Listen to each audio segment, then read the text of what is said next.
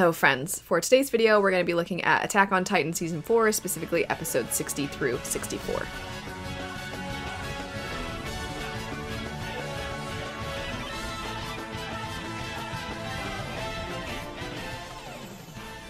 This will likely be the only time that I actually went through fewer episodes than I was originally planning for these hybrid reaction reviews. And the reason that I actually stopped at episode 64 as opposed to what I was originally planning, which was episode 66, is there's just so much within this batch that I wanted to talk about. Not necessarily specific individual things. I'm sure most of you have been following along as I've been watching through the show. But if you don't know, I take notes as I watch, so I can relay those things to you and you get a sense of what my reactions were as I was watching them. But then I don't live react because I also do enjoy getting to reflect and then sort of process everything that happened, and as I said, do this hybrid reaction review. But this time around, I feel like the talking points that I wanted to get through are bigger picture and less specific.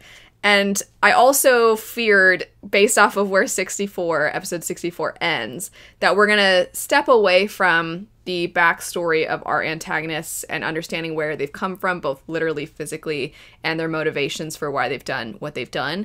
It seemed as though that was going to primarily be through by the end of episode 64, and we would have a return to having our characters from the first 3 seasons, our heroes, back at the forefront. Seemed as though episode 64 was leaving off in a place where we were going to start to return to the edge of your seat, oh my gosh, what's going to happen next, action-oriented moments, as opposed to this slower going understanding of these people's mental states. All that said, though, I do want to provide a refresher really quick.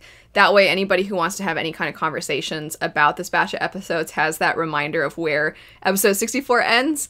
So the general idea of what happens throughout this batch of episodes is you're primarily looking at the dynamic between the Eldians and the Marleyans, and you're starting to further understand the things that were touched on at the end of season 3 once we finally got to the basement and you saw some of Grisha Yeager's backstory. We're now seeing that with some of our characters that turned out to be antagonists and that we had all these reveals for within those first 3 seasons. We're really diving into the way in which this society operates, the way that you see certain groups of people that are oppressed, the hatred for them, the way in which we dehumanize them. We're seeing so much of that. And then you're starting to get bits and pieces of the people that hold power within this society and their decision making, why they feel it's owed to them, the potential resources that they would gain from the society behind the walls that our characters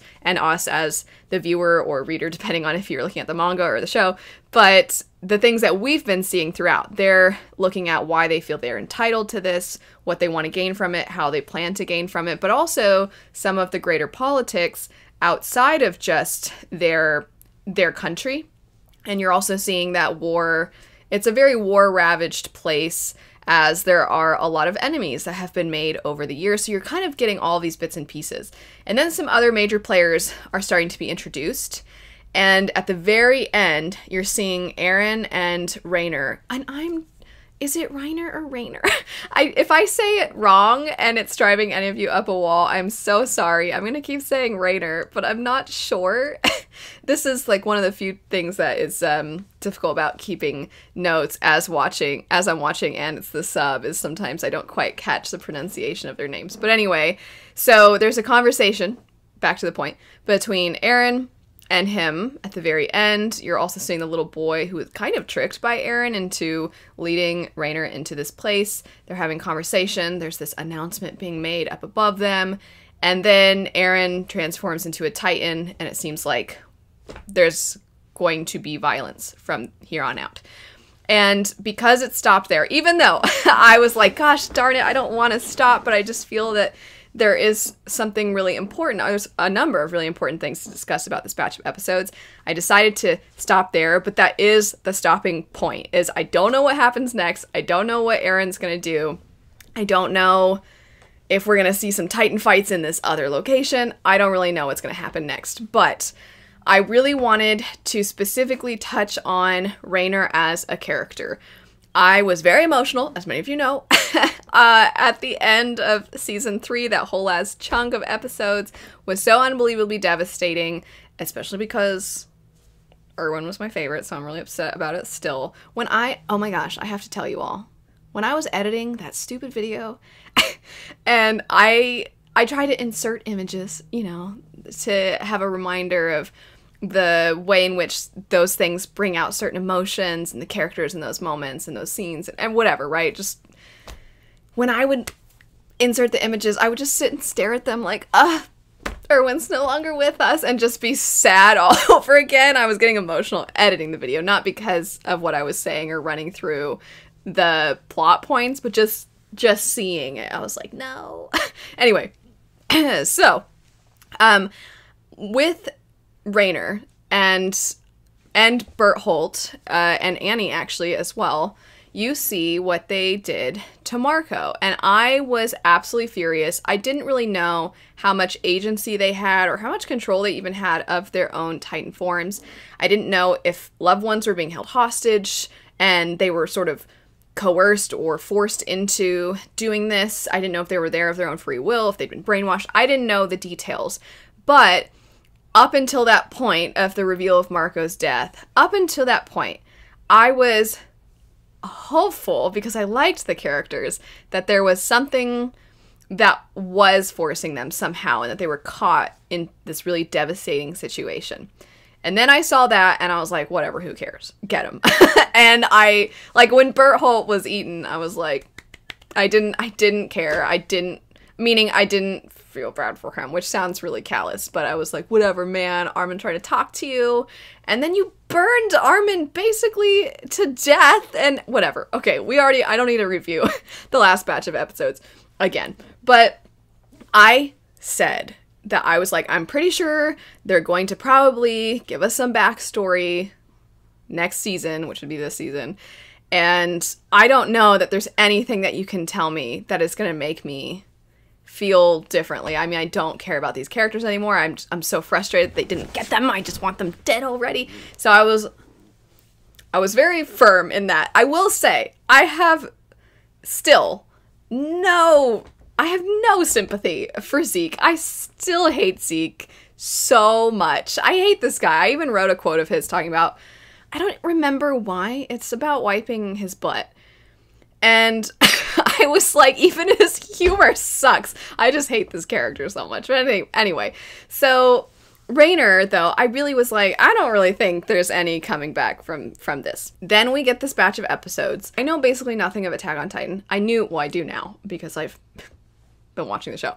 But leading up to me watching it, I was so good about not seeing anything. And it was great, because I was able to go into it with no expectations, no clue about anything, how anything worked. I didn't even know the premise when I jumped into it. One thing I did know is that people have mixed feelings about season 4. I didn't know why. I was terrified to look. I still don't know why. But I wonder if this sort of shift is part of the reason. I don't know how it concludes. I know the release schedule was weird for season 4, and that left a bitter taste for some people. But to me, this chunk of episodes illustrated, in my opinion, one of the best, I guess, portrayals of self-hatred that I have ever seen or read, because obviously in books there's a lot of really well done development of characters. And it's not that I suddenly am like, oh, I feel bad for him again, because he did, at some point, he had opportunities where he could have reflected and changed, and he continued to not look inward and to not sort of deconstruct the things that had been laid out for him and told to him, and basically forced him to believe about himself. He never really confronted those things, and I think that the only way in which this could have ever been done was to show that it's not that he was fueled by hatred for another group, but that he is of that group and he has been taught to hate himself, which is what I feel this part of the story did so incredibly well. Because there is so often times in stories, in real life, unfortunately, where people are taught to dehumanize other groups. And it's a plot device for so many different kinds of stories. It's a big one, I feel, in the trope of enemies to lovers, where you know, the characters have always been told certain things about whatever group they come from, and then they meet, and then they fall in love despite the odds, and then they realize that everything they've ever been told is either a lie or a twisting of the truth. And you see this not just, of course, with the enemies to lovers trope, but you see it in a lot of stories, especially stories about rebellion or characters who are somehow a part of some group that enforces the law, and they've been taught to view certain groups. You all know, I don't need to go into detail about that. However, the thing in those kinds of stories is that you often see characters that there is that, like, once they meet a person, not just something they've been told, but they meet the physical representation of those things, which would be a human being, and they realize, like, oh, you're a human. You're just a person, just like I'm just a person. And I definitely feel I've been made to believe things about you, but now that you're standing here right in front of me and I'm confronted with the truth, I can either accept this as the truth, or I can continue to live in my delusion and continue to dehumanize you. And in which case, that character is like a villain. And in this instance, I think that what this did really well and made it stand out as more unique is that the group in which the characters are finding themselves dehumanizing, it's the very group that they belong to as well. And you see so many instances, and this is where I will touch on some specifics as I go through my notes, so many instances of really just blatant hatred to really subtle ways to tear these people down, to make them think that they are responsible for all of the world's problems. You're seeing them launch children into the battlefield, and they've told them that if they comply, there's a chance they can be absolved of their tainted blood, basically. It's really twisted and really sick. But if a person has been conditioned their entire life, again, I'm not trying to justify Raynor's actions, to be clear, but from a storytelling and character development and villain motivation perspective, to have a character, to have them follow through on believing these things, because maybe there's a sliver, a chance that if they can just be decent enough, despite their quote-unquote, tainted blood or whatever wording these people use. They use some really terrible ways to describe them. But if they can go against their nature, that was another thing that was said in the end of last season in Grisha Yeager's backstory. If they can go against the things that are their true form and their true nature, then maybe there's a chance of absolution. Then if they hate themselves that much, then what would keep them from not then seeing other people that way? Because I feel like with Raynor, he's like, when you see him having infiltrated the Scouts, you're like, don't you see that people just like you? But that's the problem, is he does see them just like himself, and he thinks himself as less than to a very extreme degree. And if he sees himself as less than, and he sees these people as similar to him, then he feels that they're monsters too, and that they're terrible too. And any bit of humanity that these people are showing doesn't mean anything, unlike the I've been taught to hate this different group of people scenario.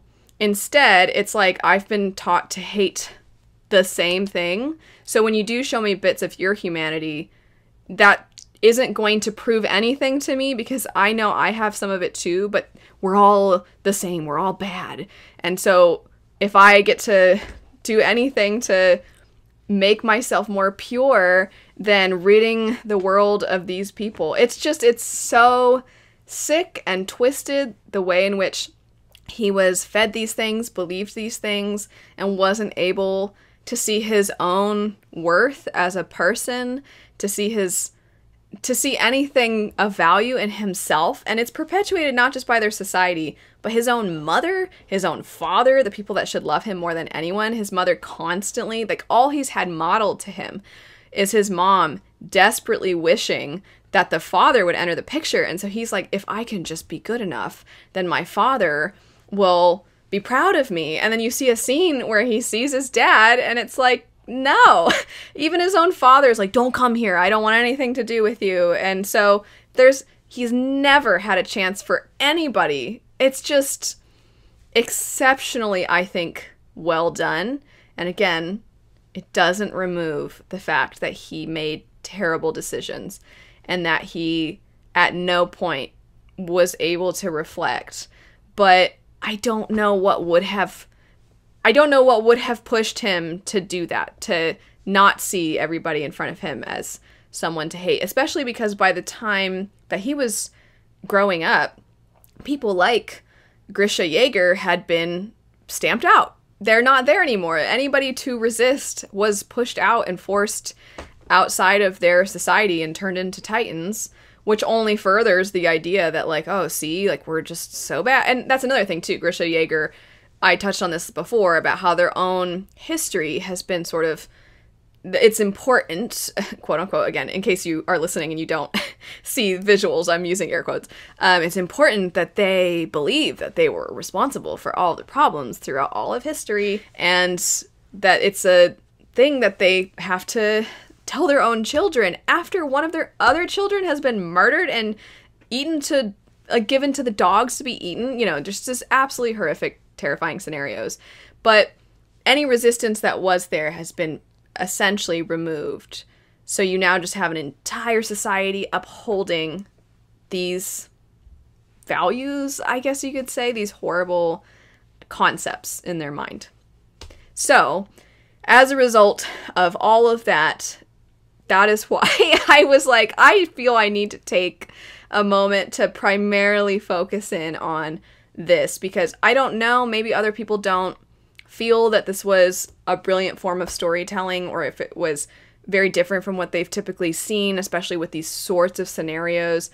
There are very few stories that I feel really, really make you sit and think like, wow, how would they ever? Because, I mean, a lot of people growing up, they believe whatever they're told by adults. You can tell little children like anything, and they pretty much, not always, of course, but kids will ask so many questions. Why, how, why? And then you give them an answer. And if they've decided, like, I guess that's the answer, it's because to them, you're like this all-knowing being. You have all the answers because they don't know that you're flawed. I mean, part of growing up is learning, like, your parents are just people.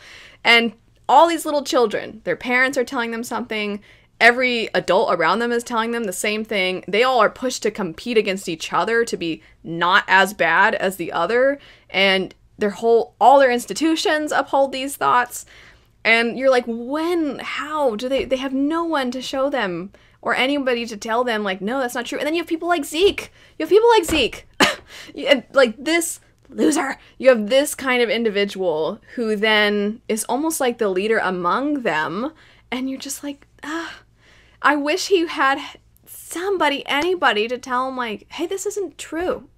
And instead, it's just horrible thing after horrible thing, which we'll get into with the details. So I'm going to segue now into going through some general details throughout these episodes. But I was impressed. Getting into each episode, though, when it first started, you see these three children, and at first I was like, is this the past? Because it was really quite disorienting. I was like, is this the past? Is this the present? When is this? And you see these three kids, and I'm like, is this Bert Holt and Annie and Rainer when they were kids? Is this showing me that they were fighting even from a young age? And you eventually gather, like, oh, no, it's not. Especially because later in the episode you see Zeke and Rainer. So it's made clear these are just some new kids. But one of them says something super cryptic. They were asleep and then they wake up and they said, wasn't I just flying around fighting Titans? And I was like, what? Another one of the, like, I don't understand, but that's fine. They can give me these little glimpses into some, I don't know. Once again, it was my slight confusion about the owl being like, Mikasa and Armin. You're like, wait, what? So it's the same thing. It's the same kind of like, I don't know, but that's fine. Maybe it's the whole everything is connected sort of situation. And then I also am like, hey, just based off of what it seems to be telling me about the amount of time that's passed, doesn't that mean, like, clock is ticking and Annie's gonna die soon and Rainer's gonna die soon and Aaron's gonna die soon? Doesn't that mean, like, all of them are about to die? I'm pretty sure a lot of them are gonna die this season.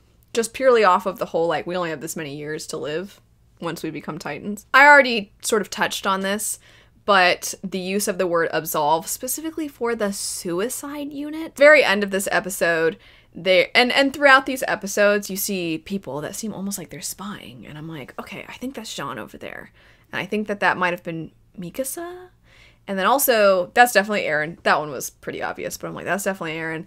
And then at the end of this batch of episodes, you're like, I think that was Armin. So it would seem that at least 4 of our characters, and I don't have confirmation just yet, but it seems like they're lurking and they're watching, and I'm like, oh, they're gonna enter the picture. So because for a while I'm like, when are we gonna see the other characters again? Because it's quite a lot of time to not really be with our main characters. And so getting these glimpses, I'm like, I think that's so-and-so, I think that's so-and-so. Plus you have to try to figure out, well, they've aged, so they're gonna look a little different. And I think, is Jean finally gonna look like a horse face? That first episode, though, was titled The Other Side of the Sea. This next episode was Midnight Train. And I bet it was Jean, and he'll see the papers saying they've reclaimed the founding Titan. It does seem like there's a lot going on with appearances and how they come across, meaning this particular nation, to other nations. And a lot of them are questioning their hold on power because of the failure to get things from where you see Eren and all of them live. I didn't even mention from the previous part where the little girl goes out to try and be just a part of the fight and prove herself because she really wants to become one of the next Titans. And they're so young.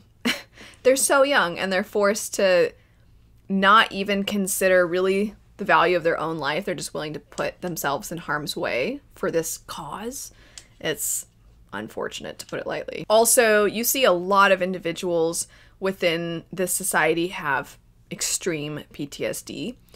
And I just hate everybody in this society when the one person, clearly, it's noted that they are, at this point, very much struggling and that they're still reliving the events of battle, and the one person goes up to them and says boom really loud, and then they just all start laughing. And I wrote, I hate these guys.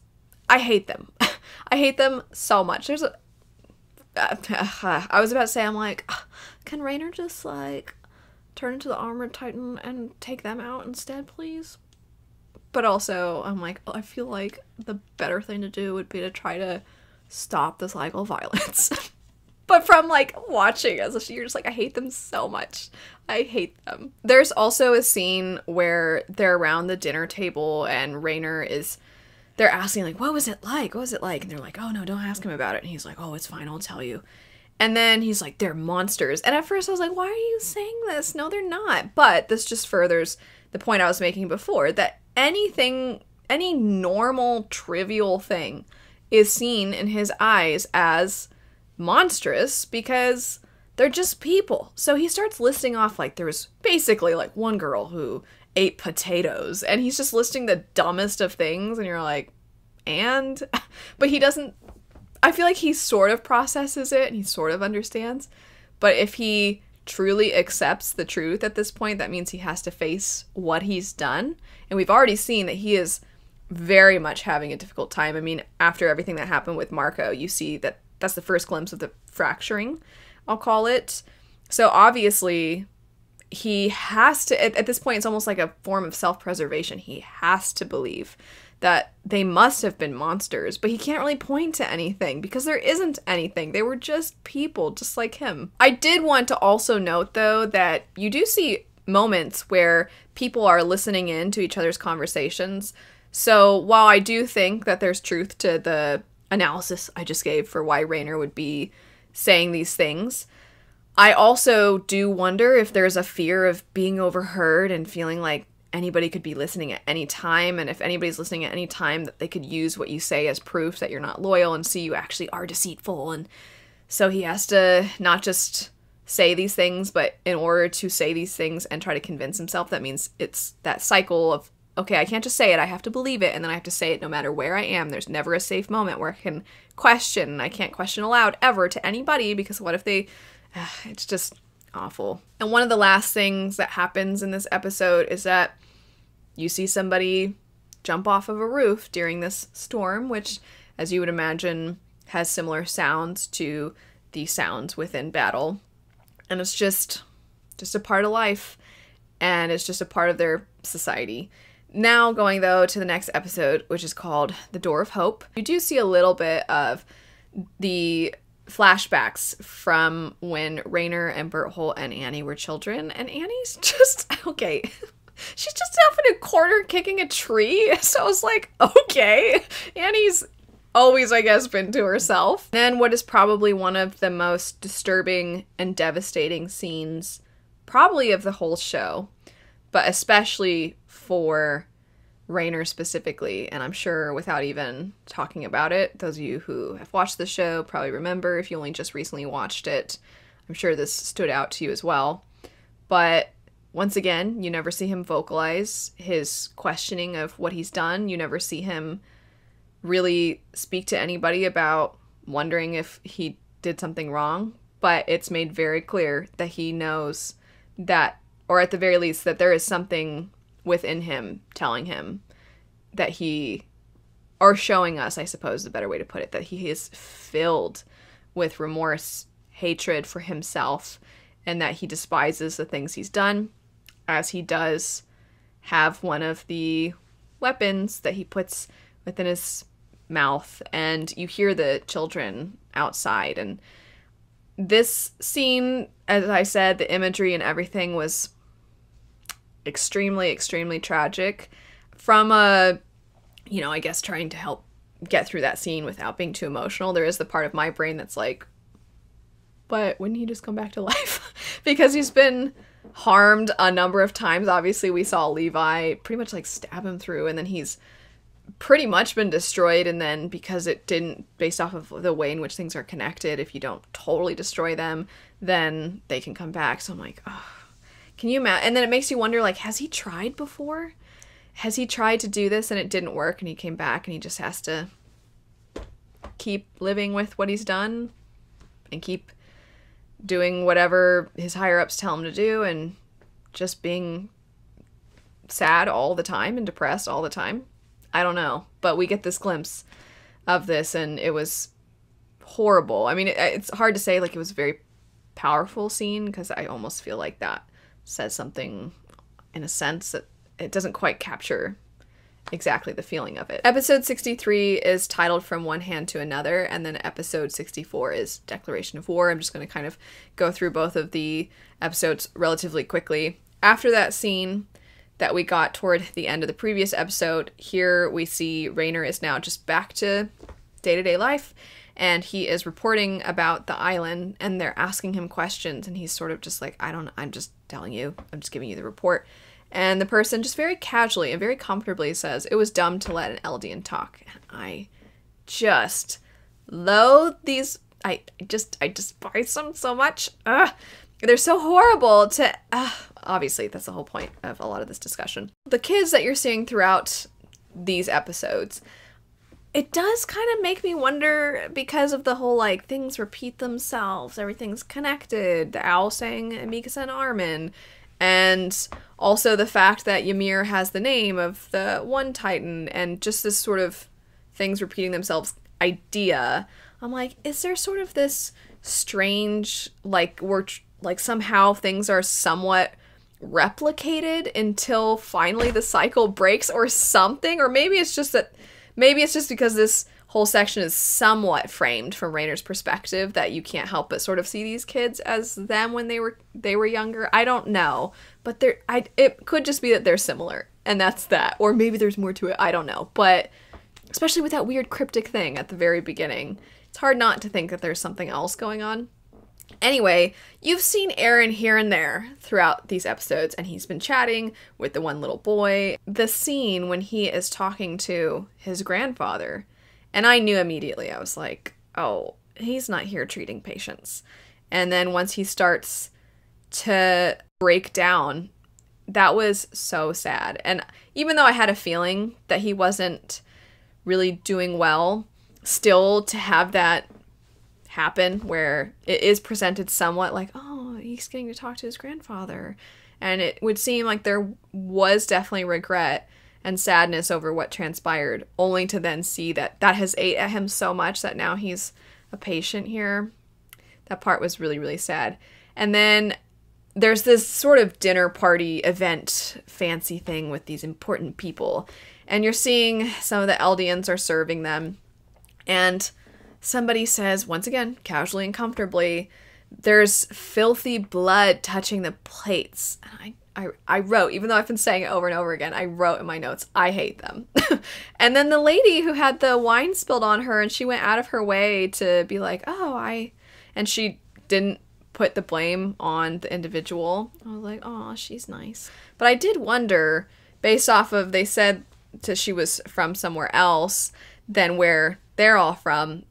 I'm like, is she from somewhere where maybe like Mikasa's ancestors are from, or maybe, I don't know, but it just seemed like, because I think they mentioned Mikasa being from, or at least her family. They were like, oh, it's so rare for people like her, those gross people that were going to kidnap her and take her to the capital in season 1, one of the first few episodes.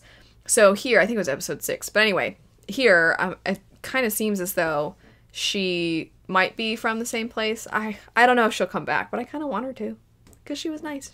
The only nice person, pretty much, in this entire society. And then there's very much like dun dun dun moment where you're like, oh geez, Eren and Reiner, and then there's this whole weird production thing happening. And this person that's like somewhat respected and somehow has escaped the hatred of Eldians, and their family holds a Titan or something. There's a lot going on with these other people, and I'm still sort of trying to figure out who's who and what's what and what are their motivations. And also, I feel like nothing is ever as it seems when you're first introduced to them. So I'm like, okay, this guy is giving this tale of like, we were lied to, but we still need to attack these people. And I'm like, no, you were so close to being like, hey, maybe we're part of the problem. But then they're like, but also, like, we gotta get them. And I was like, dang it. And this is all being heard as Eren and Reiner are speaking to each other, and they're having this really intense conversation. This poor child that's like, oh, I thought you were nice. And you can tell the whole time that Eren's using this kid, and as I said, I just felt really bad for that little child. But Reiner just immediately is not doing well when he sees Eren, and just is kind of like, whatever you want, whatever, just is, again, not doing well. And then Eren turns into a Titan, and that's where this ends. So, again, I probably should have kept going. I did not, because I had a lot to say about the way in which so much of the story and the character development was done here, and the way in which it depicted what societies and rhetoric can do, and how these things can be perpetuated over and over again. So even though I really wanted to keep watching, I did stop there. So that's where we left off.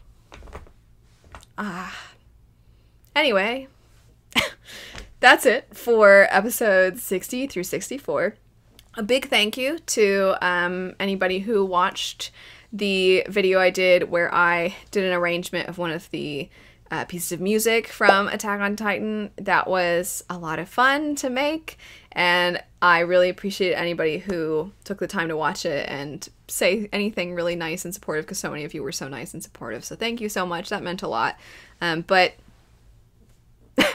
I'm scared, and I feel this is probably a recurring thing to say and a recurring way to wrap up these videos, but that's where we're at. Thanks so much for watching. I hope you have a great rest of your day, and I'll see you later. Bye. I think their society would benefit from doggies. Like you. Don't you think? I think so. Because it's impossible to be upset when you see that face, huh?